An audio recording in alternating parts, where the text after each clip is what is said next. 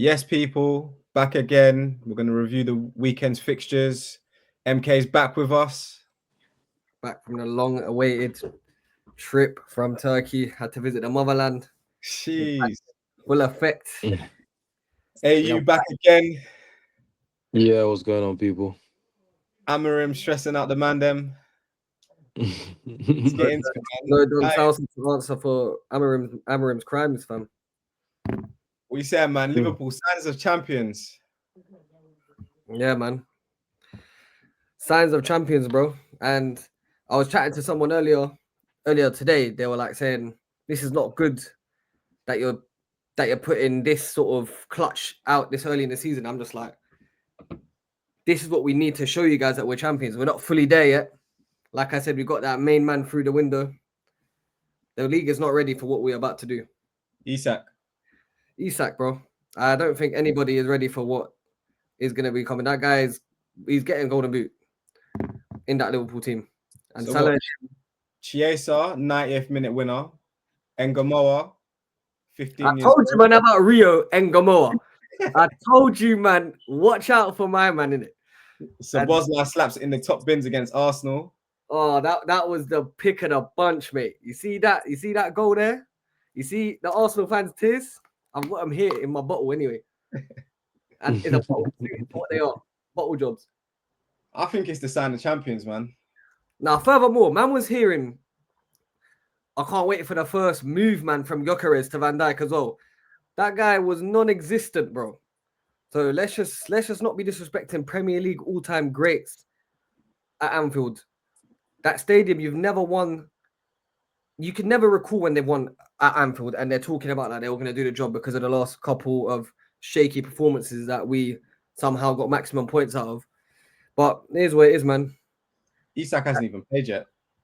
He hasn't even played yet, and Ekatike is sat in. I want to know what rival fans make of it because he's kind of surprised me in a way. So, like from the outside looking in, fam, I was hearing like he was going to be the Wembanyama of the Premier League, like, you know what I'm saying? So I don't know.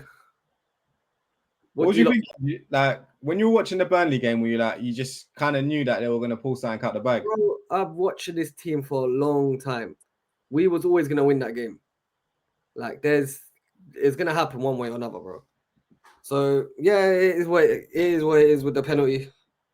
Should we be battering Burnley, putting 2-3 past them? Yeah, absolutely, bro. But clean sheet away from home, Turf Moor, Burnley, get them fucking good. They've been unlucky. They have, but Scott Parker's just a proper championship manager, mate, and he knows he can't go head to head with the bold man slot. So here's what it is, man. I knew he was going to win that game. Everyone watching, if you watched the game like I did, you saw that one team came to play football, which is obviously no disrespect to Burnley, but they were always going to sit back and just pray. But they just weren't going in, fam. That was just some haram ball they were playing. About 6 man in the box, 7 man in the box. It was congested, but yeah, man. Florian Wirtz, I'm getting tweets like 005. He's getting close to 007. Give him time. He will come good. Let's just not cause a panic. That's Ozil 2.0, bro. I said it. Nah, man. Someone said I was speaking to a Chelsea fan as well about this. Yeah, he's seen the story before where a German player with a not a known position come into the Premier League and stinking it up. He saw it.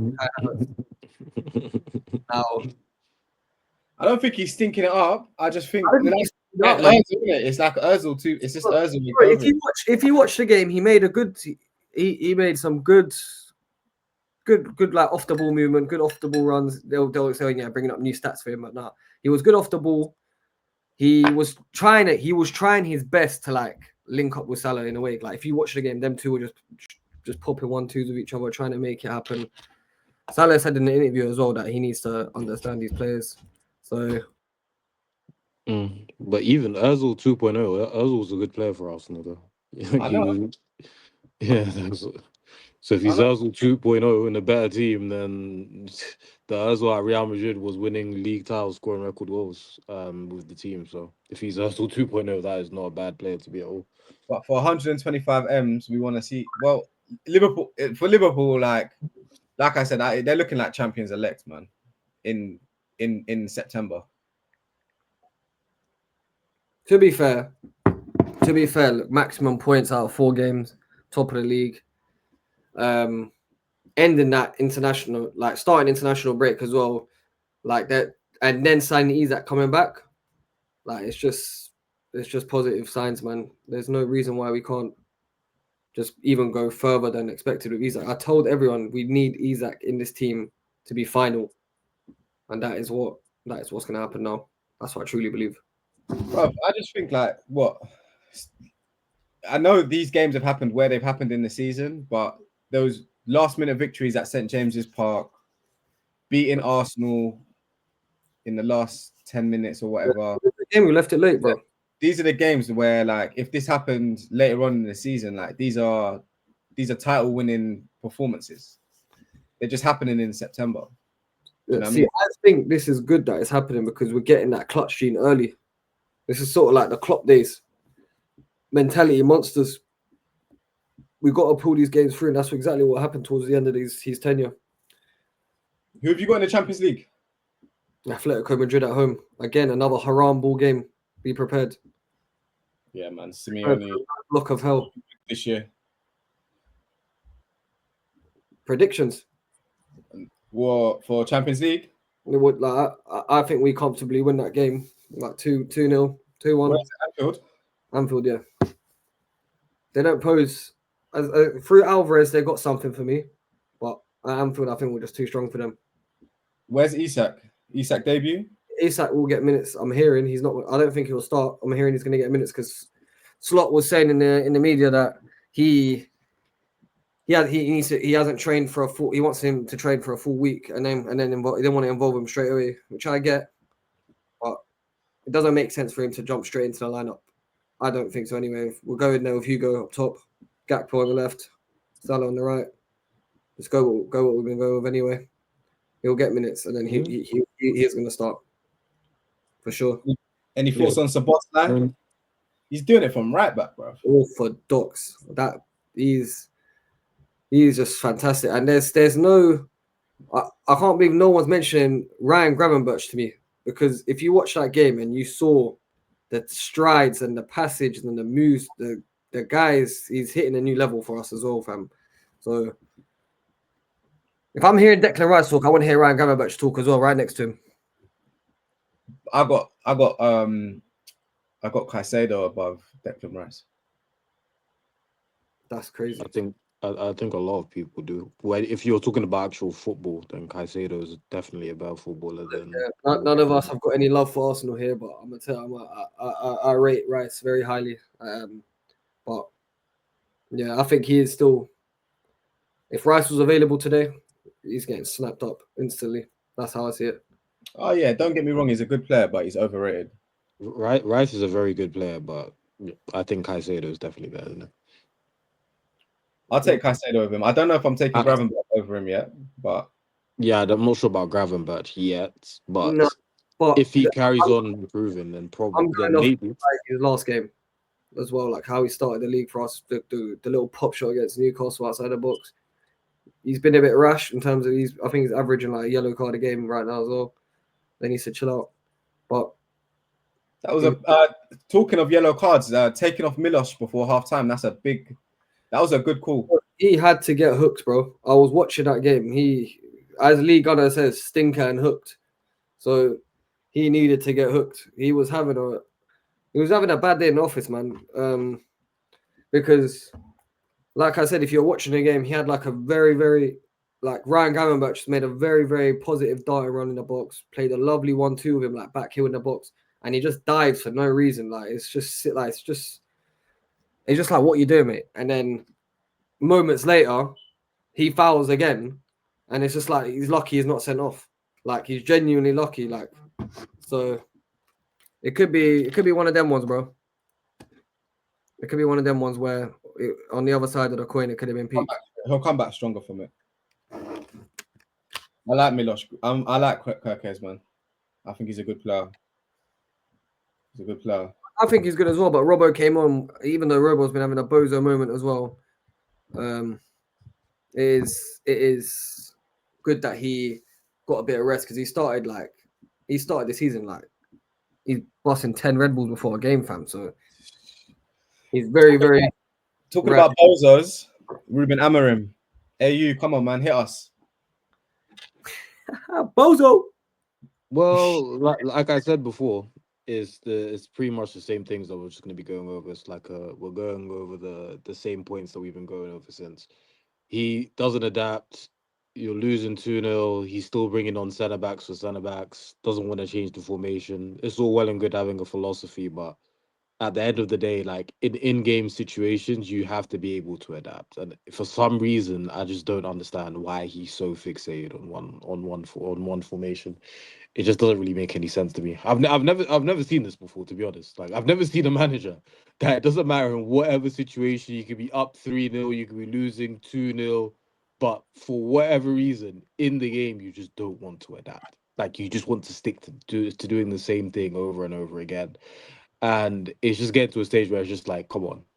There has to be a situation where you have to change, you have to do something different, because if you just like if your house is on fire and you're just watching your house burn down, wouldn't you at least try and at least call the fire brigade, put water over your house? You just watch your house burn down and then just add more fire to it instead of actually trying to put the fire out. Like my guys just adding more fire to fire instead of actually trying to solve the situation. Doesn't make any sense to me. I can't lie. I've never seen. I've never seen stuff like that before. It doesn't make any sense to me. It's like the house needs to be rebuilt, bro. Sorry? The house needs to be rebuilt completely. There's nothing there. It's not even. Do you know what it is? It's like I don't even think the players that he has are bad. I think he just keeps on trying to force them into playing in this specific way. And as a manager, it's your job to see the players that you have and be like, okay, do you know what? With the players I have, this is probably the style of play that I'm going to have to go with. Even Ten Hag, people used to criticize Ten Hag, and Ten Hag obviously didn't do the best job. But even him, he came in with his philosophy at Ajax thinking, okay, we can play possession football, we'll try and control the games and do all of these things. Quickly, he realized, okay, maybe the players that I have were not going to be able to play this style. He started playing more in transition. So even somebody like Ten Hag, whatever you want to say about him, he saw the team and he tried to make adjustments to try and fit to the team. And especially in the first season, it worked out pretty well for him. Like he won a trophy, finished in the top 3. It was a positive season. With this guy, it doesn't seem whatever could happen. We can lose 4-0. We can scrape through a victory here and there. It doesn't matter what's going to happen. He's going to literally stick to this formation, not make any adjustments in game. Doesn't matter.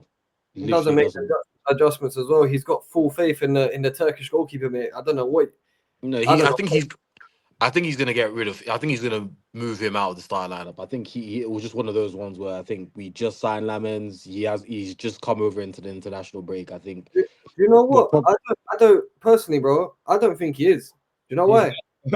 He's trying to prove a point. He's trying to prove himself like right in this situation. Trust me when I say this, bro. Proving himself right in the situation. He needed a new goalkeeper. They've got him a new goalkeeper. Isn't that him proving him right? They've moved over. They've moved on from Onana, so they've given him what he wants. He wanted a new keeper. Here you go. You've got one.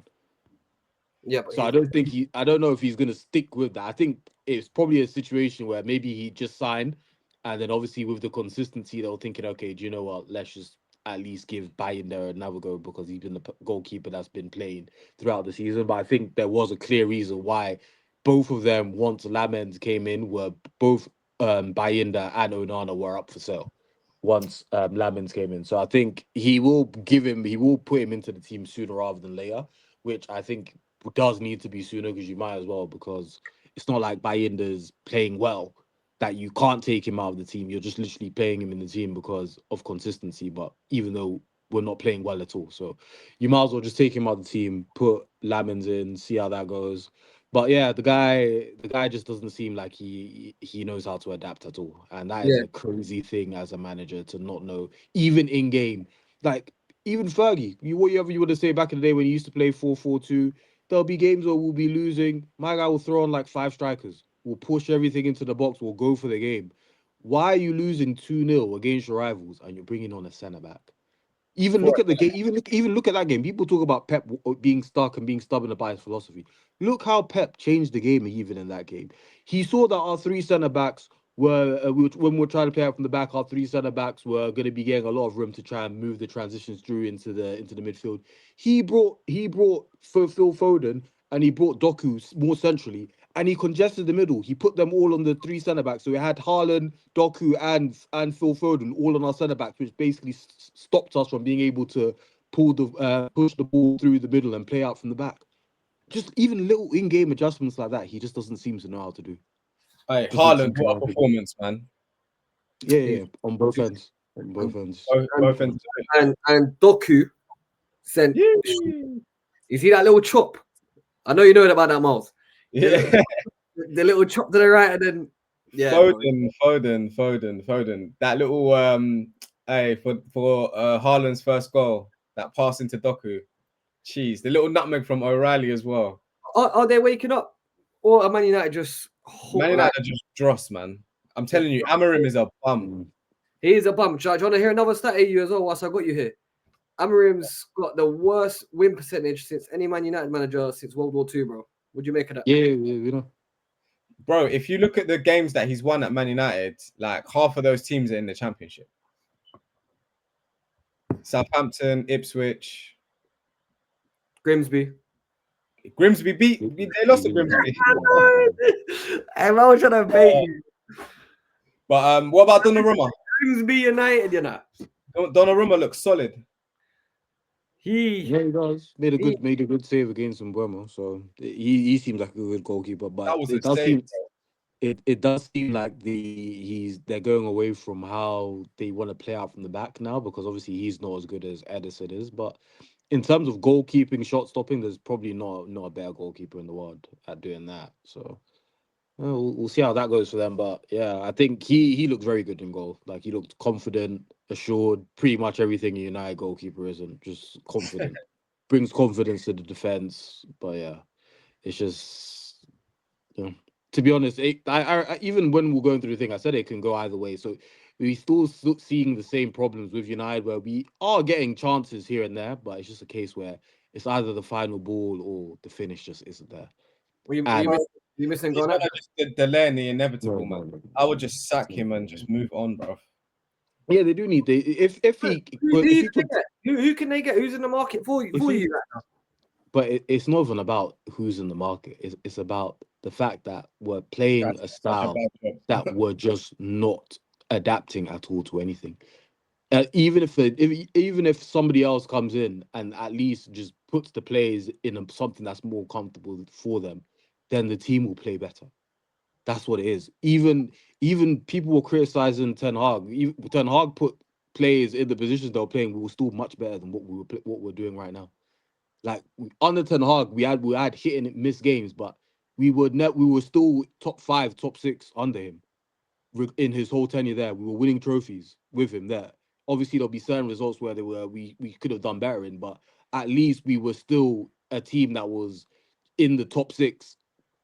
This team is looking like, if they carry on playing like this, they can be in a relegation battle. Like, they're playing that badly because they're not scoring goals, and at the back they're just conceding loads of goals, making stupid mistakes.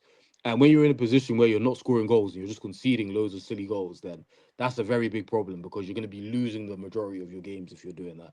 So there's something big needs to change. It's either he needs to change, which he doesn't seem like he wants to change. So unless the results change fairly quickly, it's not gonna work out for him. Yeah, just say how it is. He needs to go, bro. There's no change in nothing. He's not good enough to be your manager, bro. This is Manchester United, bro. He is, bro. He's lost. He's like a deer in headlights, bro. I feel sorry for the guy, fam. And he's doubling down on it as well. Like sometimes you just gotta hold your corner and be like, yeah, he's not it. He's not the right guy for me, fam. Believe me, that's how I felt when Slot was coming in. But that turned out to be something else. Man won Prem first year. Exactly. But, did anyone watch the Arsenal? I think Slot's is going to be a better manager than Klopp for Liverpool. Hot take. I don't even know if that is a hot take, but I think Slot is a better manager. No, Anyone watch the Arsenal game? a wild take to say right this second. I don't think in what I'm seeing in the way he's able to adapt to certain situations and how he's just come into the team and he's already getting the players to perform at the level that they're performing at. I think he will. I think at the end of his tenure, he's going to be a better manager. It's too disrespected sometimes, bro. I Because Klopp, Okay, put it this way: if he goes back to back now in the league, yeah, that's fine. It's a great achievement, bro. if But he wins Klopp, Champions League as well, because they're one of the teams that are probably going to be one of the favorites to win but Champions League. listen, yeah, like I said, If he wins, okay, let me put it this way: if he wins Champions League, that changed 3 results in Klopp's tenure. He's got 2 Champions Leagues. Okay, we're not talking about changing results. We're talking about what's actually going to happen. You can't discredit. Forget about changing results. I'm telling you. Let's see right now. If he wins the league again, goes back to back, and then let's say he wins Champions League, has he already not eclipsed what Klopp has done in 2 seasons? He hasn't. So if he wins Champions League and he wins the league back to back, you wouldn't say that he's pretty much eclipsed what Klopp has done already in 2 seasons. No, because you're just going off the most basic narrative of just 2 seasons trophy. 2 seasons doesn't answer the fact that this guy changed the value of belief. I'm going off history. He changed the whole movement, the vision, bro. We were going from Rodgers to Roy Hodgson. This guy came and turned a blood clot bando to a mansion. Don't ever disrespect Klopp's legacy at my club. Klopp built something. Yeah, went head to head with the greatest manager of all time and came out of a positive win to loss record, bro, with Avengers on his side. I don't want to hear that, bro. Okay, he still only won 1 league title in 7 years, bro. Like, he still only won 1 league title in 7 years. But Klopp still only won 1 league title in 7 years, though. It doesn't matter. He had still James only won Milner 1 league title in 7 years. James Milner was a great player. James Milner won multiple league titles at Man City before he even went to Liverpool. At the level of Rodri in the middle.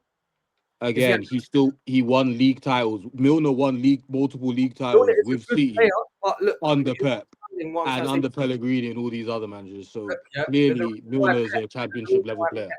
He wins championships. This is the thing about Klopp. Obviously, he done a good job in changing the whole the atmosphere around Anfield and putting them into a positive light. But at the end of the day, football is a results-based game, and if another manager is coming in and hit the performance, put it this way, it's a bit similar to even managers in your past. So Bob Paisley or Bill Shankly. At the end of the day, Bob Paisley was probably a better manager than Shankly because Bob Paisley won a lot more than him, but people still revere Bill Shankly more because Bill Shankly brought in everything that happened with Liverpool and set them off into that type of situation where they were able to be successful. But what do you value more, the manager that actually wins all the trophies or the manager that kind of got you in a position to do that? For me, I think at the end of the day, it's a result-based business. I think I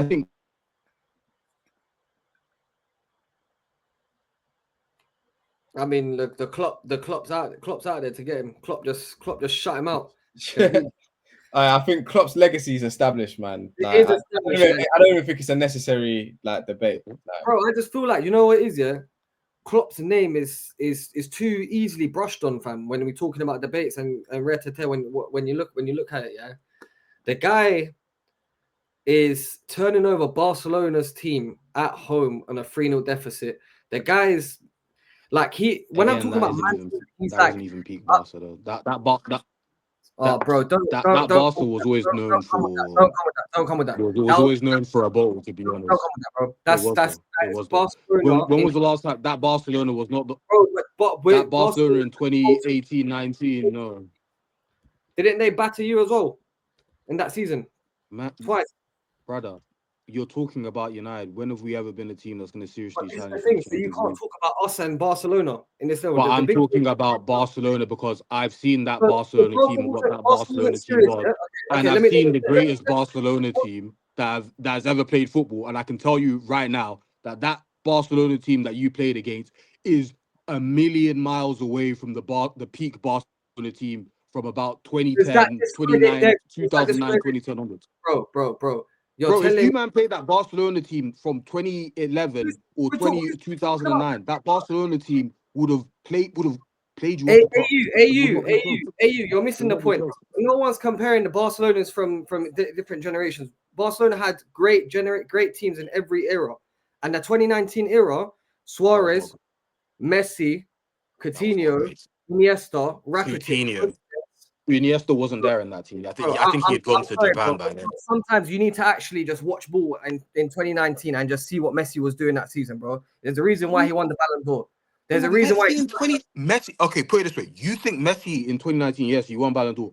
That Messi in 2019 is nowhere near, not close to the Messi that was in 2011. Not close.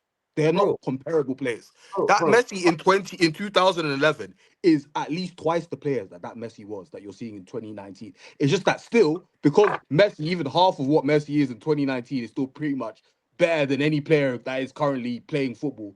That's the only reason you're talking about Messi in 2019. 2011 Messi, you can't even compare the two. They're not comparable. That 2011 Messi scored 90 goals in a calendar year. What player is coming close to that? Scored 9 goals and has had like 30 plus assists. That Messi is completely different. It's disrespectful to compare that Messi in 2019 to Messi in 2011. It's disrespectful. For you to say that Messi is comparable, that is disrespectful to Messi. They're not the same players. They're not the same. Bro, look at this, yeah? Let me see how your logic works, yeah? Who won the Ballon d'Or in 2019? Again, who's the best player in the world? That's irrelevant to what I'm. Did you not hear what I just said? I said half the one player Messi was at that time. Listen. Half the player Messi was back then is still better than any player right now. We're not talking about Messi. We're not talking about Messi. We're talking about how Klopp, got behind his team to turn over one of the best Barcelona teams of all time. And that was not one of the best Barcelona teams of all time. That's one of the best. Nowhere near. That's one of the 2019 is 2019 was not one of the best Barcelona teams. They had world-class players. They had world-class players playing for them. Don't ever discredit Barcelona players, bro. That was playing. Long removed from Xavi, long removed from Iniesta in his prime. Busquets was even coming to the end of his prime. That was not one of the best. Even Messi was not even in his prime. The point I'm trying to make to you is that Klopp is a legend. One of the only few managers in world football that could go into a dressing room and say, I don't believe this can be done, but if you guys could do it, like, this is what I'm trying to say to you. These are the type of games that Klopp, this is why I love Klopp. This is why you will never understand, because you don't support my club. You don't understand what this guy has brought me through and brought me to become. This is what I'm saying. I was in some dark days, bro.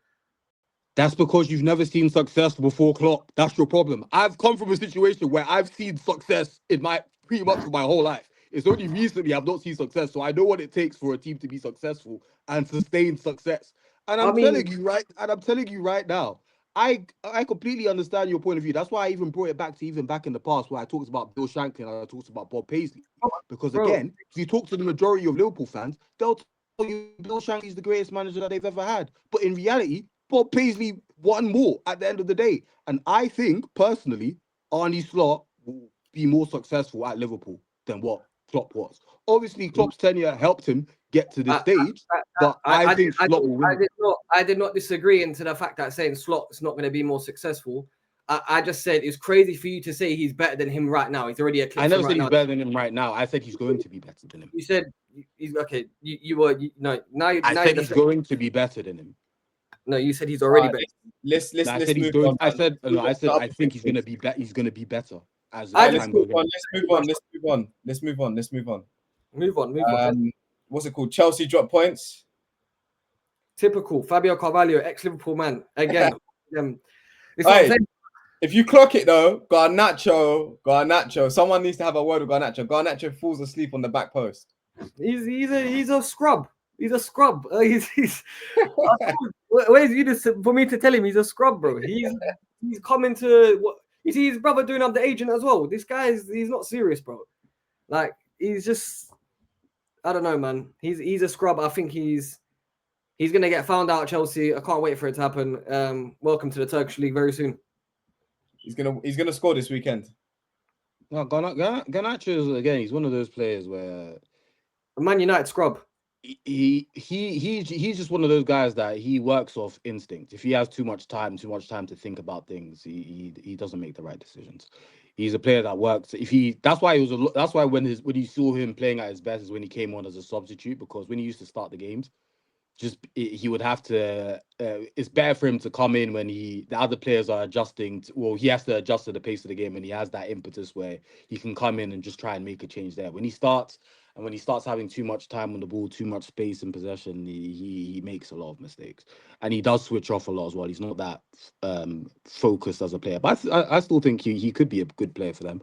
But he does need a lot of developing, and he does need to become a smarter footballer. Chelsea can't be dropping points like that though. Yeah, they should be being a team like Brentford. If they're gonna push Liverpool, they can't be. This is why I said to you at the beginning of the season, I do not think that there's gonna be any. I thought it was gonna be City, but then even City are still looking like shaky, even though they beat us. They're still looking kind of shaky, and I didn't have faith in Chelsea because I always thought that Chelsea are going to be a team that they can drop points in games like this. Even though I did think they were going to beat Brentford, because I think Brentford are probably going to get relegated, but I think that with the way the league is set up right now, there's not really any challenges really. No team. Hendo was rolling it back, boy. Bro, did you see that ball? Did you see that ball? That ball was dirty.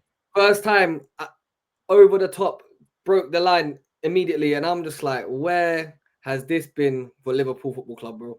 No, he did that. He did that against Chelsea in lockdown. He did that. Henderson is a very underrated player. Oh, of course he's done it. Of course he's done it, but you guys are not seeing what I'm saying. In the majority of his tenure at my club, it was more.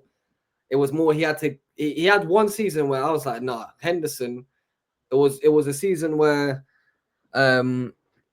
we won the league, where he was on another level. He even got to the World Cup with them performances. But yeah, Arsenal. Any Arsenal talk? Good performance. Arsenal at home. They're a good team at home. I already said they were going to win that game like 3-4-0. That Mosquera guy, he's good. I like the way he plays. Arsenal's problem isn't going to really be games like that. Arsenal's problem is going to be the games where they need to go out and get the victory that they need. Like a game like a Liverpool where they need to snatch a result where they will just go defend and then end up losing. That's Arsenal's problem. Arsenal's problem isn't playing teams like that, which I said they were going to probably win like 3-0 that game. So Madueke played well, man. And Eze is such an Arsenal player, bro. I'm not sold on Madueke. I don't think I'll ever be sold on him. You're not sold on him? He played well last game. He can play well. He can fool you lot. He can fool the common eye. Who, Eze? Madueke. Eze is gonna have a better season than Wirtz. I still think Wirtz is the best pure test season. I think Wirtz will come good. I don't think Eze is gonna have a better season than Wirtz. Finally, something me and AU can agree on. He's gonna come good, bro. No. I'm not saying Wirtz is not good. Like, I rate Wirtz. Like, come on, bro. I like these type of players, but I'm just saying. He's slapped in a good GA is not everything, but I'll take bets now that Eze outperforms Florian Wirtz. I got another one as well. Sesko isn't going to score more than 10 Premier League goals this year. Isn't. If Amorim is playing him in this type of way, probably not. To be honest, he's probably gonna. He's not gonna. Even again, this is even the thing. This is even the thing. So people were getting on to what's it called, Højlund, the whole of last season, saying Højlund's an awful player. But look at the way our team plays. Even till this day, our strikers still barely get any chances created for them. The 2 chances that he had, he basically created for himself. Sesko yesterday. So Højlund, again, it seems. Højlund was still awful last year. Okay, as soon as he's gone to Napoli, he scored an international break and he scored again on his debut for Napoli. And he's probably going to have a very good season. He scored 1 goal and he's playing under Conte. Conte can do next things. It's Italy. I've seen next guys do next things in Italy. Like, it's not even just about next guys doing next things. I think Højlund will do well for them this season. And I think Højlund is a good player. And I think it was mainly to do with the way we played football that actually hurt how Højlund played. And I think playing at Napoli, we're going to see you'll see a team that's going to play to his strength, that you're going to see him actually have a good season. Yeah, I think Højlund's shit, like straight up as well. I can't. I'm sorry, but I'm not sold on him either. So He I was don't think never a 70 million. He's never a 70 million pound bro, player. he's Never like a 70 million 22 pound years player. old, bro. He's like 22 years old. Yeah, that's yeah, calm. but I've watched enough, man. I've watched Seen enough. enough. I don't think any. Okay, you say you've not watched enough. There was a player that we used to have at United where he was a joke of a man when we first signed him, and then he ended up becoming one of the greatest strikers in European football, Diego Forlan. And when he was playing for us, everybody was like, "This guy's a joke, man. He can barely score a goal." This guy ended up being one of the best strikers, won the Golden Ball at the World Cup. So just because you think a player That has comes nothing in to do. and then he might not be good at the Diego start, it doesn't. Forlan has no that has no No, what I'm trying to say to you, what I'm trying to credence say to you, on what I'm trying Hoyland. to say to you Hoyland, we is all saw. no. But A what I'm man, trying to say to you is just because you think a player is bad in a certain situation, especially when they're young, you never know what could happen in the future. Because a player that you think can be bad at 21, 22 years old and already writing them off, they've still got a lot of development to do. So just because you might not think he's the finished product yet, no player at 21, 22 is a finished product anyway. So just you writing off a 22-year-old, I just think that's very premature because we've seen it in history where a lot of players that were 22 years old were not as great as they ended up being later on the line. And Diego Forlan is a prime example of that, where everybody thought he was a joke man, and he ended up being one of the best strikers in Europe by the time he ended his career and won the Golden Boot at the World Cup. So I'm not obviously saying that Hoyland's going to be at that level, but I'm saying that just because you think he's But bad you know, now, it's, I think it's just the eye test, bro. I think he's off the ball, like even his touches, like his dribbling, Go watch IQ. that game against Napoli and then go watch talk about his off ball because again, that game He, at Napoli, he was he's running off similar to ball. he's kind of similar to Darwin Nunes in a way. The thing Because is with Nunes, though, Nunes is the way thing, better. the thing you is, reckon? I think Nunes is probably a better player than him right now, obviously. But the thing is about Nunes, though, I think Hoyland, usually when Hoyland actually gets chances, I think Hoyland is a more clinical player than what Darwin Nunes is. I think Nunes needs to miss a lot of chances where No, but Hoyland, exactly. especially in Hoyland's first season, Hoyland barely got any chances, but he had the highest conversion rate. So when he actually gets chances, he finishes off his chances. So I think Hoyland is a more clinical player than what Nunes is. Nunes has better movement, used to get in positions, but then his finishing was just erratic, very, very erratic. Yeah, this is why, like, he had to go. He wasn't. No, of course you have to go. This is why he had to go and like free the shackles, fam. Because I'm finally free. He wasn't. Listen, as a guy, I never wish ill on anyone. Some fans, I see some horrible fans. You can't wish ill on a man, but at the end of the day, if he's not, it's football. At the end of the day, it's not real life. So some people take it too far with my man. Hence, Nunes is a confidence guy, man. And yeah, exactly, bro. That's why he lets the media and the fans get to him. Trust me, I know for a fact it affects him. Yeah, he did. Probably did. also I think it takes a certain type of striker to perform at a high level next to Salah. I don't think it's Salah's still the guy in that front line. He's still the guy. He's had a quiet season. Everyone's talking their shit. Get out early.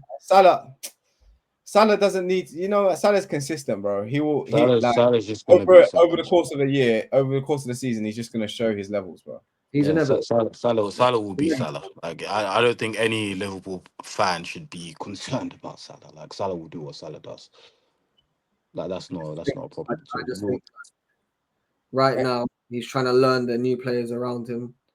If you're watching our games, he's trying different things. He's trying the 1-2s, the little slight touches in the box. He's sort of changing his game a little bit because of the new signings. So it's going to take some time, granted, but I think he's just going to get tired of it real soon and just start slapping it from outside the box, start shooting more, start getting more angry. He's getting more. He's looking for the pass too much. Any other prem games?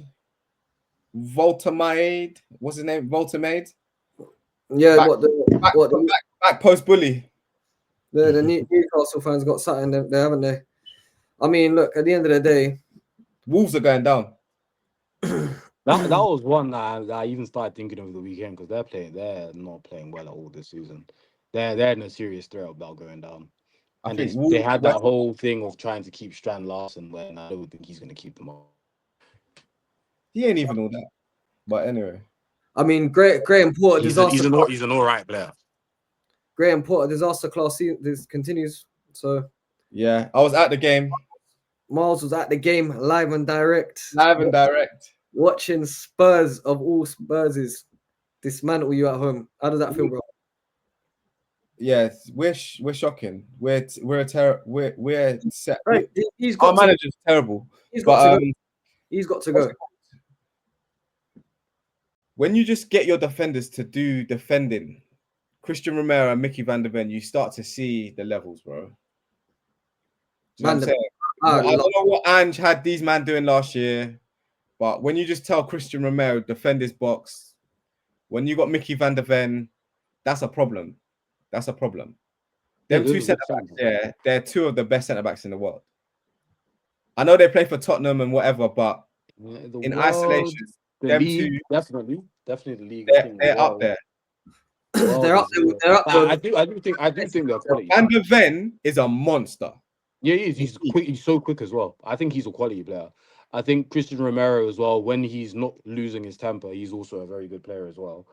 But yeah, I think in the world, I think they need to get to that level when it's talking about the world. But definitely in the Premier League, I'll say they're one of the best centre backs. Yeah, but like, let's have the conversation in the world. Like, who are the top centre backs in the world? I'll have Rudiger over them. I'll have Militao over them. Obviously, I'll have Van Dijk over them. Militao hasn't played football for like. Yeah, but still, like when he's fit, like he's had a lot of injuries. He's had a lot of injury problems. Rudiger's been off form for time. Hoyson Hoyson's their best centre back right now. I think undoubtedly the best two right now is Saliba and Van Dijk, and then you got the rest. Saliba is all over him. Gabriel, I would have over both of them as well. Yeah, Gabriel's Saliba, Van Gabriel's a quality defender. Those are associated right now. I've heard three. Marquinhos, I have Marquinhos over them. Four. I have Marquinhos over both of them. It's four, and you lot are struggling. And I don't even know. I don't even know about Gabriel being better than Christian Romero. You know, bro. I agree with you on Van der Ven. I'll back that Van der Ven starts all day, but Romero, I can't get back. Romero's better than Van der Ven. No, yes. He's not. I don't think he is. Yes, I think the thing is with Romero is a very good defender, but Romero can just be rash. That's his problem. Like he'll have a good game and then he'll just do something, then he can end up being sent off or something. So that's his problem. He's a very good. His temperament. When's the last time he got sent off? But that last season, like that was an issue for him. This season, we'll see how it goes. It's only been 4 games, but if he plays this well, like I said, for now, I think they're definitely up there in the Premier League. In the world, we'll have to see how they perform in those type of situations. They're in the Champions League now, so we'll see how they perform against that type of level of players. But we'll see. Yeah, that's all. That's what I'm saying though. Last year they were under Ange Postecoglou, who's like the worst in terms of like his centre backs. The way he just has them up on the halfway line and that. When you just tell your defenders to defend, I'm telling you now, there's not too many centre backs better than them two. And Van der Ven's young. So Spurs have an exciting team, bro. I'm excited to see what Spurs can do. So I don't know, man. I think they still got that Spursy element about them. Like West Ham was really bad. Like I think in other games, like I don't have them at the top echelon as overall as a team, but yeah, man. West Ham got rubbed. I think Xavi Simons got something for this league, man. I can't wait for him to see what he can do. Kudus as well. Richarlison. So listen, we've got to give a shout out to the definitely top 5 players of this generation. Luka Modric. Yeah, what top 5 players? Luka Modric, other than Iniesta, is the second greatest midfielder of all time. Luka Modric, 40 years old, match-winning performances for AC Milan.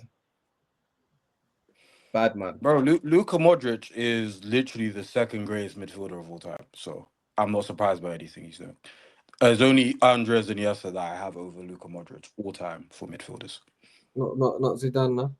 No, I think Luka Modric is the second greatest midfielder of all time. Iniesta, then Modric, then you can put anybody else behind those guys afterwards, like your Zidans, your Xavis, and everybody else. But I think it's Luka Modric. I think it's Iniesta, then Luka Modric, then everybody else. Well, he's earned that right to be called upon. I saw a crazy statement the other day. I think John Obi Mikel said that Luka Modric and Toni Kroos were average players, and I just thought this guy must be on drugs. I don't know in what world he was saying that he was better than both of them, and I was like, yeah, I don't know what drugs he's been smoking. Yeah, since but he you see when you're a footballer, bro, you have that delusion. So no, but that is complete delusion. For you, it's one thing to think that you're better than these that's players, what I'm saying. But but he said Toni Kroos and Luka Modric are average players. certain people, when they're up on that stage, they just feel like they're better than everyone. So you just got to allow him. But then again, to not just say that you're better than them, to say that they are average players, that is ridiculous. I think anybody with eyes can see that Toni Kroos and Luka Modric are generational footballers. Like they're the best midfielders of their generation. Mm. So whatever you want to think, obviously as a footballer, is it crazy that I still say Gerrard over both? over Modric and Kroos. Yeah, No. it's not. You're a Liverpool fan, so I don't blame you. But I just 100%, think no Steven, way in hell is Gerrard over Luka Modric No, or Toni Kroos. no. I'm just MK. Modric has got one of these, bro. that's fine. You see what Ronaldinho is holding? Modric has got one of those. Ronaldo's. And he's 40 and he's still taking Croatia to World Cups, Euros. They're performing. Bro, he's a Liverpool fan, isn't it?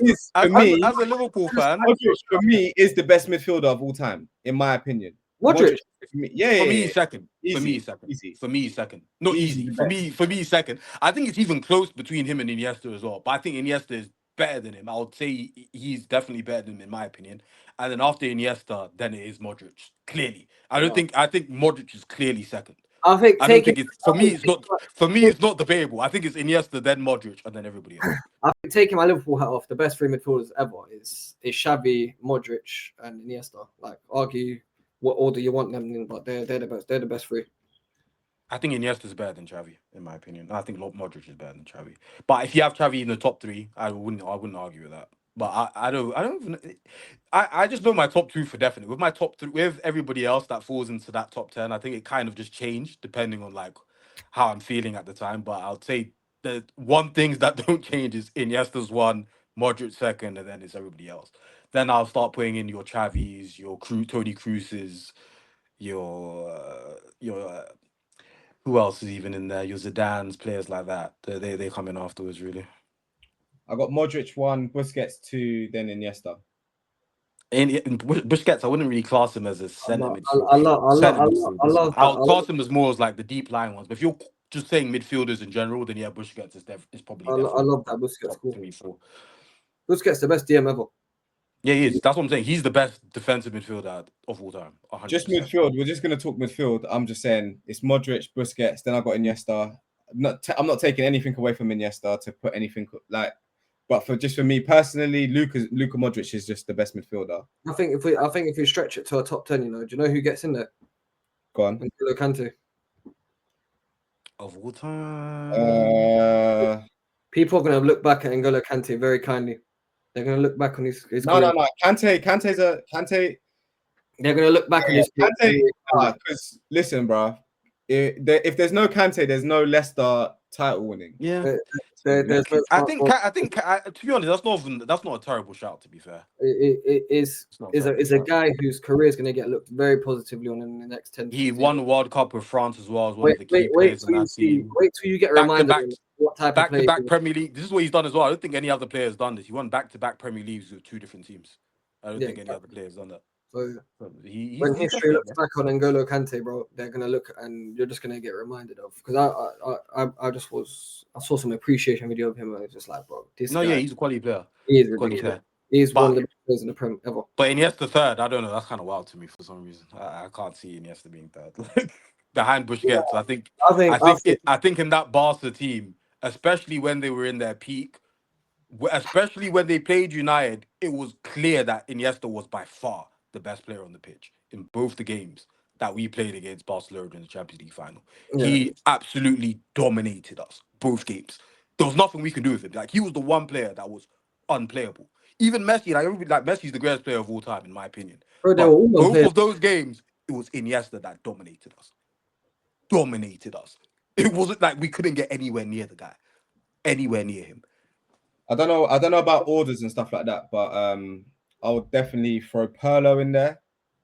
Yeah, Paulo's in there. I'll Paulo's even throw my guy Paul Scholes in there as well. Xabi Alonso, David Silva. I'll put David Silva up there.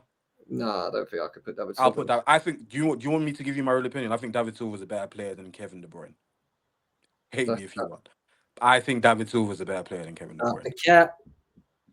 He is Kevin De Bruyne is on the table of midfield greats in the Prem in history. I think David Silva is better than Kevin De Bruyne. But David Silva's also won everything: World Cup, Euros. I've got Seedorf in there. Seedorf's in the top 10. Top 10 Seedorf. Seedorf is Mr. Champions League. Like he's won Champions League, like with Madrid, AC Milan. I got Seedorf over Gerrard. I think Seedorf overall is better than Gerrard. But I don't know if I would have Gerrard in the top 10 though. Gerrard's definitely a Prem legend, but But I wouldn't have him top 10 midfielders of all time. Gerrard guy as well. I'm a Gerrard guy as well, but I've got Seedorf over Man Gerrard. said he wouldn't know if he would have Gerrard in the top 10. This is of midfielders all time. I don't know if I have him in the top 10 all time. Gerrard's not guaranteed top 10 midfielder. I'll have Scholes over him in the top 10. Bro, That's already taken off the space. Seedorf is there. Pirlo. I'll have all these guys over him. Scholes will tell you himself who's a better player, bro. No, and what Xavi and all the other midfielders, Zidane, that have all played against Scholes, will tell you Scholes is the best midfielder they've ever played against. Yeah, but that's just look, you're just going off. And Scholes is just a modest player, so that's even what hurt England in itself, because Scholes was so modest and tried to just play for the team. You took the most controlling player that you had in your team and stuck him on the left wing, and then you wonder why England's golden generation was not able to win anything. If you had Scholes in the midfield actually controlling the games, England would have been a far better team than sticking him out on the left-hand side and playing Gerrard and Lampard in centre midfield. That is the most redundant midfield I've ever seen in my life. I'll end the argument with this here. Like Carragher, I will just go off what Carragher said, yeah. If they were so good, yeah. If they were so good, Lampard and Scholes, why did Fergie and Mourinho try to sign him? Why would Fergie? First of all, do you really think that Man United would go to Liverpool and try and buy Gerrard and thinking that Liverpool will sell Gerrard to United? I mean, you watch football longer than me. You could tell me that that was never happening. I'm telling you, that was never happening. That's an art of war thing, man. You go and sign your you know what I mean. That's an art of war thing. We can take your best player. Yeah, exactly. You know what I mean? If you're Gerrard, if they pulled it off, do you know what I mean? That's art of war stuff. Bro, every single time United used to play like Liverpool back in the day, we used to dominate the midfield battle. And that was because of Scholes. Gerrard was there all the time. We used to dominate the midfield battle. When it was just even when Keane left, it was Scholes and Carrick in midfield. We used to dominate you in midfield. So you're talking about Gerrard is better than them. You had Xabi Alonso them time as well. Like, we still used to dominate you in midfielders of all time. You know that? Huh? Gerrard's not a top 10 midfielder of all time. No, he's not. He's not. Yes, he is. He's a top 20. He's not top 10. Yeah, top 20. I'll have him in the top 20. Definitely not a top 10. Like, no way. Bro, he's dragged England through the mud. He's dragged Liverpool. Dragged them where? England was trash when he was there. He got to like quarterfinals and that was it, bro. MK. Watch your legends talk about Gerrard in his England time. Bro, you're talking about legends. The legends all say Scholes was far better than him. They all say Scholes is better than him. Zidane says it. Xavi says it. Iniesta say it. These are all players that say Scholes was the greatest player. You know how bad it is? They don't even say Scholes is better than Gerrard. They say Scholes is the greatest English player of his generation. That's what they say. And Zidane said he's the greatest midfielder that he's ever played against. That's fine. And that's including Iniesta, Xavi, and all these guys. Why don't you listen to what the man himself said about the situation? Because Scholes is the modest player. Scholes is not the type of guy to go up and start saying, "Yeah, I was great. I'm the best player in this position." Like Scholes was very modest. No, you barely heard Scholes say a word. Not modest, bro. Is honest. Remember it's not. He's just modest. MK. I'll tell you something. You brought up his name. Yeah, this guy is not in the top 100 centre backs of the last 20 years. Jamie Carragher. Yeah, he's fucking shit. Yeah, I've- exactly. Bonkers. Talking about I've Jamie generated Carragher. Carragher anyway. But don't even. No, but they have but- him on there like he's some like bro. He's not even better than Sammy Hopia. He's not better than. Yeah, he's not. He's not better than Distan. He's not better than Sylvan Distan. Put it that way. No, he's not. Bro, He's not. He's not. I've got no love for Carragher in terms of as a player because he was horrible. Bro, he ain't even better than Joseph Yobo, bro. Remember Joseph Yobo? He ain't even better than Yobo, bro. Man was missing open goals. Yeah, I'm saying he's still not better than him. Hey, what's going on with your boy Trent touching bench for Danny Carvajal? What a legend But Carvalho again is one of the greatest right backs of all time. So. ever. Yeah. He's Bro, why are you asking me about Trent? Does that concern me in any way, shape, or form? Hey, I swear Liverpool gonna play. I don't need to Yeah, be they're up playing to them, Trent, bro. Good luck to you. Good luck, bro. You're over there now. Like that's your problem, bro. I ain't gonna talk about you. You get it? So good luck to you. I wish you well. But All right, let's get some Champions League predictions. PSV. Gerard's top 10 midfield time. No. Do you want to just quickly do it? Should we just quickly wrap up Gerard quickly?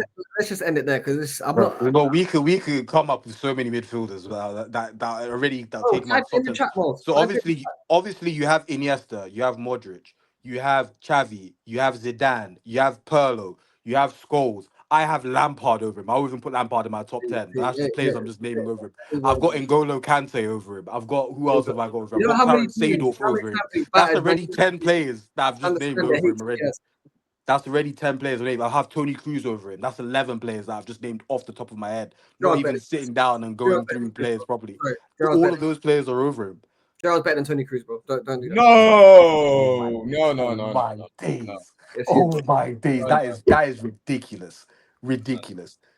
If we're talking about just again midfielders, Busquets is over. Gerard's better than Pirlo. The only people he's not better than is Zidane, Iniesta, and Xavi and Modric. Those are the only 4 players. All right, MK, I'm going to tell you one thing now, yeah? You take away this guy's Man United career. Forget about what he did at Man United. Bastian Schweinsteiger has a legitimate case to talk to Gerrard. Bro, Roy Keane is better than Gerrard, bro. What? Why are you making... I'll have Roy Keane over You're taking the piss now. I'll have Roy Keane. I'll legit have Roy Keane over Gerrard. You man are taking the piss today. I've got Champion Alonso better than Gerrard. I've got Champion Alonso over Gerrard. I'll have Champion Alonso. I'll have Champion Alonso over Gerrard. All time. Man said Roy Keane, all time, definitely. Are you daft, lads? Roy Keane, definitely all time. Like lads. Bro, do you know what I've always said? This is what I've always said about Gerrard.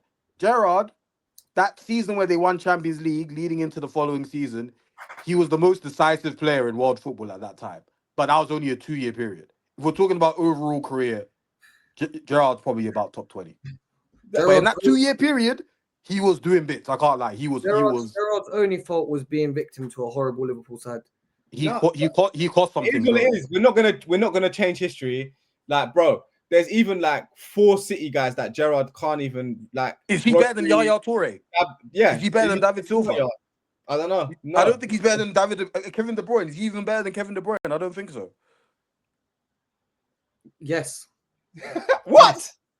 Yes, bro. Bro, I think we just named like 20 players there. I don't even know. I think we probably legit named like 20 players. This is the point. I didn't even have to try it. Like, I'm not even going into history properly. Like, if I actually sat down and we went through history and we're looking at players, these are just from the top of my head. We probably named about 20 right now. It's what I've watched, it's what I've seen, right? It's a Vic. Do you know why I like Gerrard so much, bro? Because you're a Liverpool fan. No, exactly. Legit. Put that to the side, yeah. One of these players that you mentioned before, yeah, is gonna do what Gerrard did at Liverpool. Now, can Gerrard do what they did at their clubs? No. Absolutely as well. No, he Like, couldn't. one good reason why I can't. Okay, put it this way. Like, for example, I'm explaining to you. For example, with Scholes, the reason why we had Scholes and why Scholes was so great for us is because Scholes was able to sit in midfield and dictate a whole game. Gerrard does not have the discipline and the football IQ to sit deep and be spraying passes and control the whole tempo of the game. Gerrard's game was not about controlling tempo of the game. Gerrard's game was about all action, box to box, trying to make late runs into the box to try and score goals. He was a box to box midfielder, all action.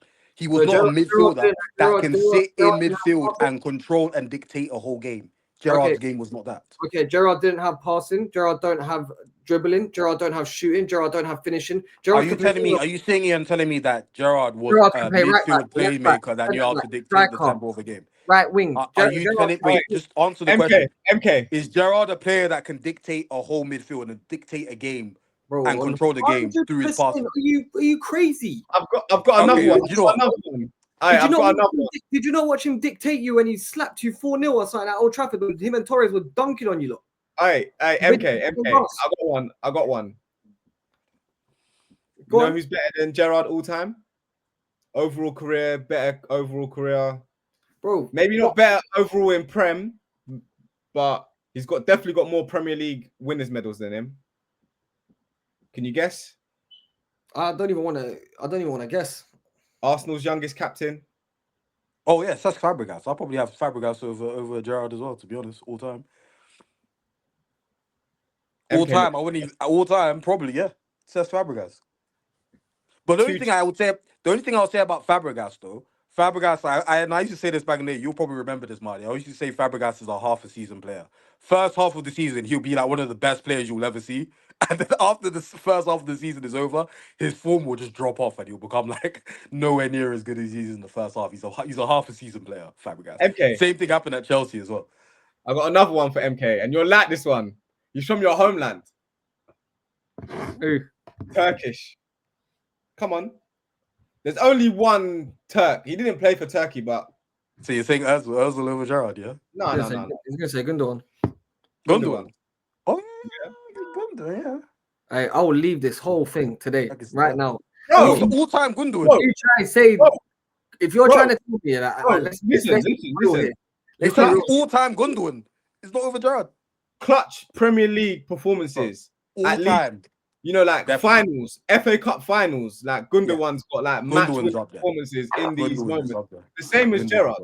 Bro. The same thing that Gerrard's got. Bro, let's just end it here. The only thing you could go to with Gerrard is that AC Milan thing. That final, that whole that and the FA Cup final the next year. The half volley that got us in that game. The half volley from outside the box. But what I'm saying is, wait. Gundogan has the performances in these games as well. When Man City won the Champions League, Gundogan was better than Kevin De Bruyne. What? Yes. At what? In the Champions League. When they won the Champions League, Gundogan was the better player. In that specific game? Yes. And in the semi-final against Real Madrid. Or if we're talking about just midfielders in general, Rodri over Gerrard. Bro, if you look at Rodri over Gerrard too. Bro, you might as well say Casemiro at this point, bro. Yeah, why not? All time, crazy. All time, 100%. Man said that like we're gonna say nah, bro. Don't get Man United, Casemiro confused, bro. Yeah. All time. Casemiro is 100% over Gerrard. Thank you for letting us know. Yes, definitely. Look, listen, bro. You have your top 10. Gerrard's in my top 10 for numerous reasons. I'm sure the people watching and listening could take the comment section seriously and just back me up here. And who knows ball about Steven Gerrard, bro. So Lampard is better than Gerrard. I'm not gonna tell you that. Bro, why did Mourinho try to sign him then? I'm not gonna say Casemiro's a better footballer than Gerrard, right?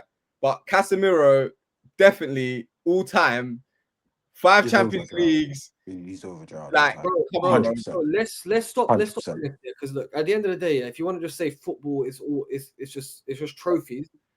No, it's not. It's not. But it's your contribution to those teams. He's in that Real Madrid team that are at the highest level of football. Bro, what are these players? Gonna do at a very very poor Liverpool side? Are they gonna do more than Gerrard? Yes or no?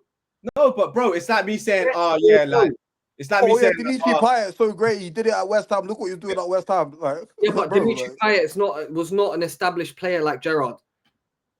Come on, bro. Yes, Gerrard is a Liverpool legend. He's a Premier League legend. Bro, hold on. That Dimitri Payet statement was so dumb, bro, because Payet had to come and make a name for himself. He had to. What I'm trying to say is just because you do it in a bad team doesn't mean suddenly you get elevated and get extra points for that. That's what I'm trying to say. You're not getting extra brownie points because you've necessarily. Why is Gerrard in these conversations whilst playing for such a bad team? Bro, the team wasn't even as bad as you're making out to be. He had quality Oh, bro, players around him. hey, you Bro, respect. his Just tell me how midfield at bad one point was I Mascherano, went through Xabi a horrible Alonso, and team. himself. Is him, Xabi Alonso, and Mascherano? Is that a poor team? You're just thinking Name, about it name the rest. after. Name You're the just rest. think. Do you know what Name, you're thinking about? name the rest of that squad. You're thinking Name about the rest of that Liverpool. squad, bro. You're thinking about There you go. Liverpool There after you go. Rafa Benitez left and after Torres and all of these guys left, and when you had Dalglish. Before that, Liverpool were actually a great team. Rafa Benitez was challenging Ferguson for the league title. They had quality teams. It's Who just said that I'm they thinking couldn't about? get it over the line. Who said I'm There's a thinking difference. about? They were a quality team. We've always. Mascherano, Xabi Alonso. Okay, if Gerrard is so great, how come with Xabi Alonso and Mascherano in midfield, he couldn't get Liverpool over the line to win the league? Bro, are you going to answer my Why question? is Name the goal? rest of that squad. Okay, so Name the rest why of that squad, big man. Name the why didn't rest they of the win? squad. You're saying Mascherano and Xabi Alonso in midfield. Yes, they had Mascherano and Xabi Alonso in Name the midfield rest of that alongside squad. Gerrard. There you go. Oh, they had Torres. They had Torres up front. One of the best strikers in the world at that time. Bro, look, we weren't a complete team.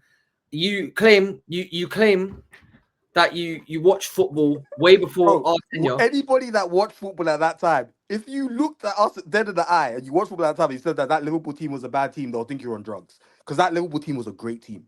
They were a great team then. They were challenging you. They were literally Bro, challenging United the for the whole league. point They of this, came bro. and they slapped us 4-1 at Old Trafford. Yeah. Toseda was even scoring goals. Bro, everybody thought that Liverpool team was a legitimate threat. So you saying that he played in poor teams, that's Yeah, a but lie. bro, He played he in did that play team in that he played 14 in the under Rafa majority of his Benitez was a Liverpool great team. career, bro. Don't be naive. Bro, MK, after if you look at it in isolation and say like, okay, if you take it on a one game basis, like Gerrard, does he have more ability than say Casemiro or Clarence Seedorf? Yes, but Yes, bro. when you weigh up these man's careers and you look at the trophies that these men won, the contribution to the teams that won those trophies, like you there's no argument, bro. there's no argument. I think There's every no player that argument. we've named, there's no They're argument. the worst guy that we've named. They're the worst guy that we've named. Look, we are rambling here. I'm just never gonna get an agreement from you two anyway because you're just both toxic as each other. Gerrard is and I'm will a Gerrard guy. I'm a Gerrard guy, You bro. have never been you. I know you, bro. You've never been a Gerrard guy, bro. I'm a Gerrard guy, bro. I Bro, will never say, bruv. I swear down, yeah. I said it before to you, yeah. Bro, Gerrard's broken peak. Gerrard's volley in a final. I Gerrard's just said it even right he was now. a The top same thing 3 he's saying. player in the world in his I peak. said it as well. But that's like 2-3 years, bro. That's These why men the have been same thing winning he's for saying. I 10 just said. years. They were That's the winning thing. for 10 Gerrard's years. 2-year peak after he won the season he won Champions League, and then afterwards when he dragged them through the FA Cup as well. That at that period he was probably the most decisive player in the world at that time. But you can't judge a whole player's career off 2 years. That was a 2-year period, bro. He's in my top 10. No matter what angles you come at. You're a Liverpool fan. Yeah, he should be. He should be in your top 10. But that's look, your top 10, isn't it? that's fine. But when you really break it down, When you break it down, he might not even be top 20 if you actually break it down properly. you can't say Gerrard's better than Toni Kroos when Toni Kroos has won Nowhere near. No, that is just blasphemous. won the World Cup. Like I There's don't care. no way that he's on Toni Kroos's level. Like Toni Kroos is a different level completely. Bro, completely different level, bro. Bro, look. At the end of the day, yeah, you man don't see Gerrard the way I see Gerrard. I don't. Am I questioning you man knowing ball? Probably at this very moment in time. I actually am questioning if you man know ball. I probably watched more Gerrard than you've watched. All right, do you know who's on route? Do you know who's on route to gonna pass Gerrard? Who? Bellingham. Yeah, we'll see. I hope so. On route. Probably. He's on route. I hope so. But let's just have some respect, man. He's a very good player. He's England. Gerrard needs to watch out for Declan, innit? Nah. Yeah, I'm joking. Yeah. No, there's levels. Yeah, that's good. That is going too far now. Seeing as I've got you man fired up, yeah, I'm gonna take over right now and swing some games your lot's way. Yeah. So we've got Athletic Club taking on Arsenal. Arsenal away, first Champions League game. Now I think Athletic got something for them. Inaki Williams, he's got something there in the left wing. Nah, Arsenal gonna win that game. You reckon? Games like you see with Arsenal, games like that are the type of games that they win. Bro. Arsenal struggling. I'm going draw. I think Arsenal struggling. No, to be honest though, they've got a few injuries though, because Saka's out, Odegaard's now injured, so I don't know. That could be. Let me rephrase. Arsenal don't struggle in Spain, but I think they're going to struggle in Spain on this occasion. I think with the injury, I think if they were at full strength, I would have gone for them winning Yeah, that game. I easily. genuinely think if they had Bukayo in the lineup, But I think yeah, with all the injuries, actually, I think that could be I a just draw. think Inaki Williams can hurt them, with Saliba missing. So yeah, we move on from that one. I think Yeah, I think that that'll be a draw. that's a 2-2 draw there. Yeah, I think I draw that I'm one. going If draw they were 1. fully fit, I would have said they would have won that game comfortably. To be I honest, think the next game we could touch on this, bro, because we saw one of the obviously for me as a Turk, wow, what a game that was! Juve and Inter, bro. We had Çalhanoğlu with 2 goals. We had Kenan Yıldız with a banger outside the box. And Juventus winning 4-3. They take on Dortmund at home. So can Kenan Yıldız keep starring for? Do you know what? Football is a better place when we've got a strong Juventus. So let Juve in it, and Dortmund are just gonna Dortmund, bro. Fucking stupid team. We got Real Madrid at home against Marseille. Mason Greenwood. That's a Madrid. That's a Madrid win. That's a Madrid. We got Mason Greenwood on the other side. Hold on Madrid, yeah. That Argentinian boy is the real deal. Yeah, Mascherano. Yeah, he's a good player. Very good player. We're seeing a lot. Gula started the season pretty well. We're seeing a lot of Arda Güler. Gula's playing very well this season. We're seeing a lot of Arda Güler. MK, I'm sorry, yeah. The what's it called? It just took me back. I just have to give you one more. Vitinha is better than Gerrard. Right, bro. Don't violate me, bro. And João Neves.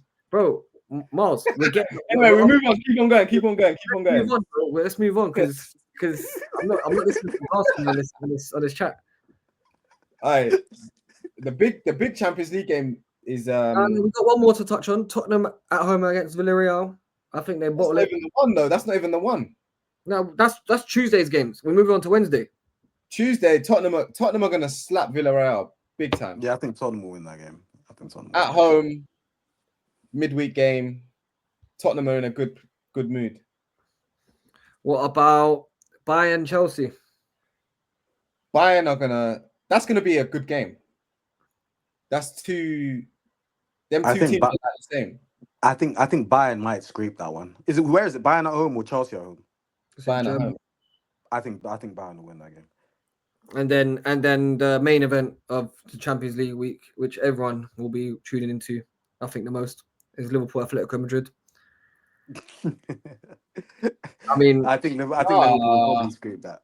Do you know what the best game of the week? What? Hold on, there's 2 games that are better than that, man. No, I think that's the game of the round. No, man. Newcastle, St. James's Park against Barca. That's gonna be a game, bro. When are they playing, bro? Wednesday or Thursday? They're not playing on Wednesday. They're playing on Thursday, bro. Yeah, Newcastle, Barca. Oh yeah, why? What? I am not used to this, bro. I am not used to this. I thought we had Europa Leagues on a Thursday. And City and Napoli is a good game as well. And we got. Yeah, City and Napoli is a good game. I think we'll touch up on it next week as well, Mal. But it's actually a very good game for me. Close to heart.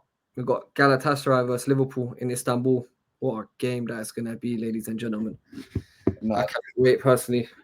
Brother, I'm hearing, you know, okay, Osimhen. My colleague is Turkish, innit? And he's saying to me, bro, the Turkish league is so corrupt. The referees are joking. It's ridiculous. I don't like. It's in relation to that Fenerbahce game yesterday where it was clearly not a foul for Trabzonspor. And it's ridiculous. Like how, like, bro, it is. I'll send you a video and you'll see. Like, whoa, that is match fixing. Yeah, I'm hearing that you lot need to import your referees on that. 100%. Bro, there was a Gala Fener derby last season. They refused to play with a Turkish ref. We had to get some Polish guy to come. That sounds like a Jose special. Yeah, bro, Jose, exactly. There you go. Yeah. Jose said, the Turkish referee, we are not having. So, like, he said what it is.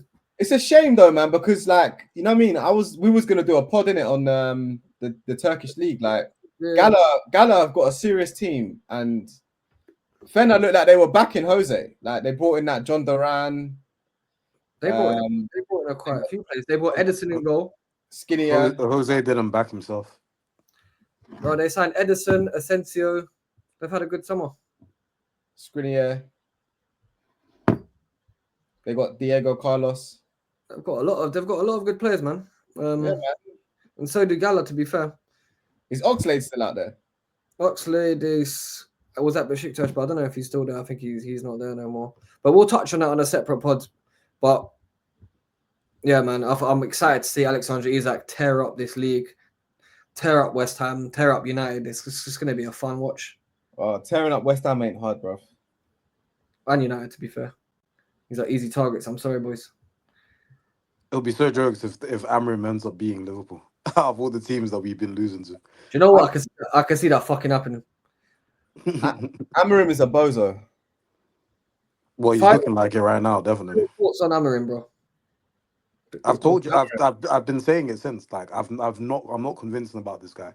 No, As but- soon as he lost that final against Tottenham, I said it from them that No, if no, he but- rewesigned, I wouldn't care, because once you lose to Tottenham in a European final, But I have your no real confidence. question, does he go or does he stay right now? Brother, Bro, it shouldn't even be a conversation. You it's lost not- to flipping Grimsby. I've Grimsby, said brother. I've said not- the same thing. I've said the same thing over and over again, and he's confirming it himself. He's saying he's not going to change.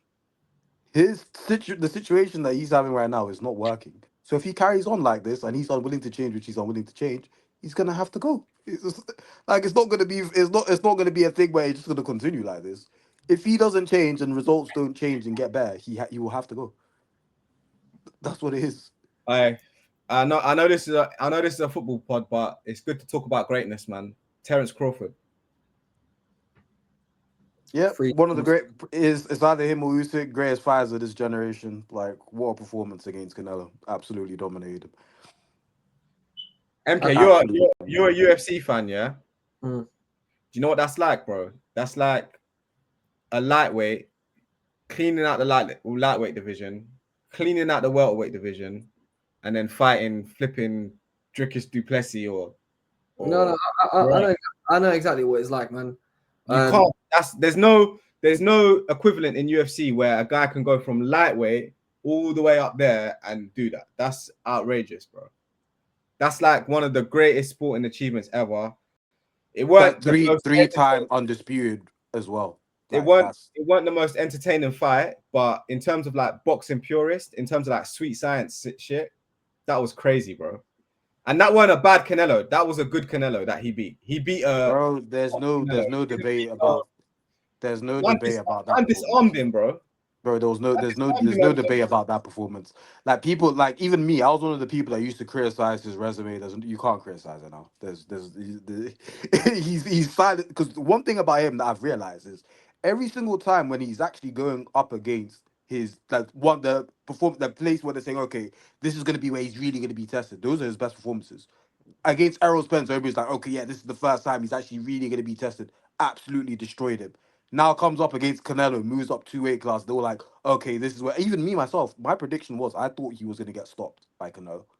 I actually wanted him to win. I even said it before when we were talking. I said that I would want him to win, but I think that just the amount of difference in weight and everything, and the fact that Canelo's been at that weight, is natural at that weight for so long, and even from certain little struggles that he had with Madrimov in the fight before, I was like, oh, like maybe this could just be a step too far, but at least he's going to get his payday. And he absolutely just disarmed Canelo, outboxed him the whole fight, and even his shots looked like they hurt Canelo more than Canelo's shots hurt him. That's the worst thing about it as well. Greatness. Like, yeah, if it's either him or Usyk is the greatest fighter of this generation. It's one of them two, and they're both very similar as well, because they're the type of guys that they'll go into situations where they're not 100% favored and they still come out on top. Usyk did the same with Joshua, where Joshua was actually favourite to beat him the first fight, beat him twice, does the same thing against Fury, beats him twice. Like, yeah, that's what you call greatness. When you go up against the odds and you still come out on top, that's what you call generational and an all-time great. So, he can retire now. He's he's laid his claim to being the greatest fighter of this generation. It's either him or Usyk. There's nobody else in that conversation. Hey, Gerard could never. and on that note, boys. All right, we'll be back again. Maybe we're going to do a show later in the week, touch on the Champions League performances. listen, man, I'm cheering for Atletico Madrid now. MK's got my you got my Liverpool hate going now. I want to see Conor Gallagher just running through the midfield. It sounds like every fan in the world. Atletico are like my second team, but I don't see Atletico winning that game, to be honest. Like It sounds like everyone is hate watching us. So join the party, bro. Get ready I'm for not hate watching you. Atletico are just my second team. I would want them to win. I'll talk to Mal. So Mal's gonna have another unsuccessful hate watch. So there's a lot of them going around. It's because of you. I was like Liverpool champ, but now I'm like, nah, this guy's getting a bit too carried away, bro. Let's bring them back down to let David Moyes next week. But we'll touch on that next week, innit? But Atletico Madrid, Liverpool, what is that? Tuesday? Yep. Yeah, maybe we'll do a little pod on Friday, review the Champions League games, review the weekend coming up. Arsenal draw against Bilbao. We gotta give our score predictions on the next one. I think the fans want to get their accas going, so we've got to get some predictions going. I'll just say 3-1 Liverpool right now. Atletico. Chelsea buying 2-2. We'll see. And we'll come back. We'll break down like a real top 10 midfielders of all time. There's no point. Why? Just because we've already gone through it. we don't need to go through that again. We can discuss a whole different side of that table. Cool, man. But, Virgil centre back. Where is he all time? We'll get into that next time. But let's not get into it now. Number one. Number one. Again, I don't even think he's top 10.